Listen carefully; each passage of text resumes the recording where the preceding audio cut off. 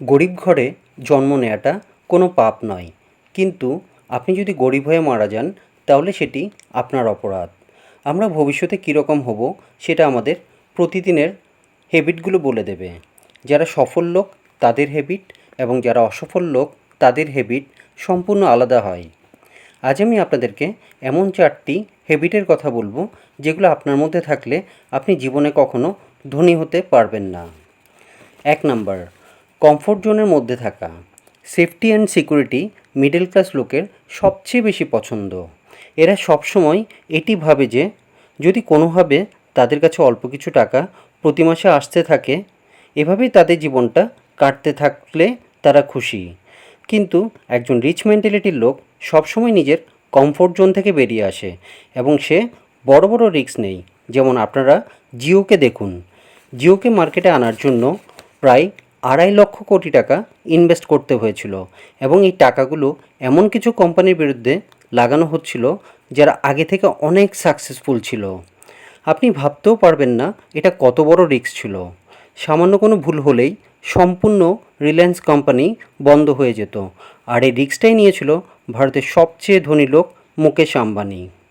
আর আমরা normal middle class লোক তার জমানো 10 লক্ষ টাকা থেকে যদি মাত্র 1 লক্ষ টাকা স্টক মার্কেটে ইনভেস্ট করতে বলি, সেক্ষেত্রেও তারা ভয় পায়। এই কারণে এরা কখনো ধনী হতে পারবে না। 2 নাম্বার, ইনকামের থেকে খরচা বেশি করা। কিছু লোক থাকে যারা 20,000 টাকা চাকরি করেন আর মোবাইল কিনেন 30,000 টাকার, বাইক চালায় 1.5 লক্ষ টাকার, আর স্বপ্ন দেখে শুধু নিজের বাড়ি আর গাড়ি কেনার। প্রয়োজনে ধার করতেও রাজি থাকেন। এরা সবসময় নিজেকে ধনী দেখাতে চায় কিন্তু ধনী হতে চায় না। আর আপনিও জানেন ধনী দেখানো আর ধনী হওয়া দুইটা আকাশ পাতাল পার্থক্য। ধনীদের সারাদিনের লক্ষ্য থাকে তাদের কাজের দিকে।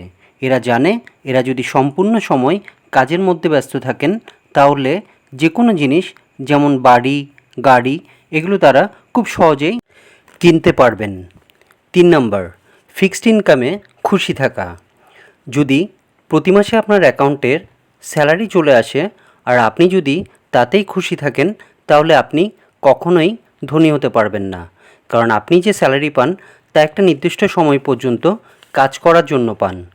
আপনি যদি ধনী হতে চান তাহলে আপনাকে হয় কোনো নামী বিজনেসম্যান হতে হবে বা কোনো ভালো ইনভেস্টর হতে হবে বা কোনো প্রফেশনাল লেভেলে সব থেকে সেরা কিছু করে দেখাতে হবে।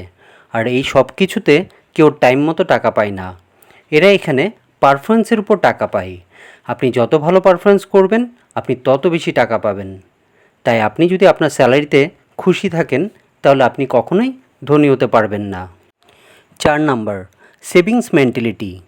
আপনারা হয়তো অনেকেই বলবেন জীবনে সেভিংস করার দরকার আছে। আমিও মানছি এটা দরকার আছে, কিন্তু আপনাদের মানতে হবে এই পৃথিবীতে টাকা সেভ করে কেউ কখনো ধনী হয়নি, বিশেষ করে আমাদের মতো দেশে। একজন সবজি বাজার করতে গিয়ে 25 টাকার আলু 20 টাকায় কেনার জন্য 30 মিনিট তর্ক করে আর বিভিন্ন দোকান ঘুরে সময় নষ্ট করে। আর এইভাবে করে একজন মানুষ একবার বাজারে গিয়ে কত টাকা সেভ করবে? ম্যাক্সিমাম 50 থেকে 100 টাকা। এর পেছনে সে সময় ব্যয় করবে 30 মিনিট থেকে 1 ঘন্টা। তাহলে ওই ব্যক্তির 30 মিনিটের দাম মাত্র 50 থেকে 100 টাকা। বন্ধুরা, আপনারও যদি এই ধরনের অভ্যাস থাকে তাহলে আপনার লক্ষ্য সবসময় টাকা সেভিংস করার দিকে, বেশি টাকা রোজগার করার দিকে না।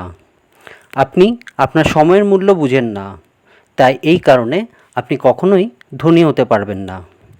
বন্ধুরা, এই ভিডিও দেখে যদি আপনাদের একটু উপকার হয়ে থাকে তাহলে অবশ্যই লাইক আর শেয়ার করবেন, আর অবশ্যই চ্যানেলটিকে সাবস্ক্রাইব করে পাশে থাকবেন।